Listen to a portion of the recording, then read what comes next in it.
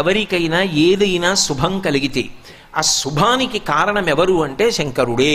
నేను చెప్పట్లేదు ఈ మాట, శాస్త్రములు చెప్పే. శుభములన్నీ కుప్పలు తెప్పలుగా ఆయన పాదముల దగ్గర పడి ఉంటాయిట.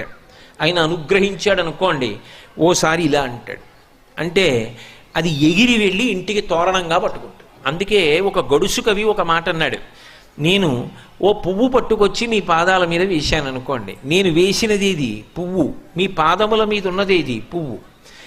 నేను ఒక పువ్వు పట్టుకెళ్ళి మల్లికార్జున లింగం మీద వేశాను అనుకోండి, పరమ ప్రేమతో వేశాను అనుకోండి, ఆ పువ్వు ఓ ఏడాది తర్వాత నా ఇంటి మనవడం. నేను ప్రేమతో వేసిన పువ్వు 2 ఏళ్ల తర్వాత నా ఇంట్లో మనవరాలు.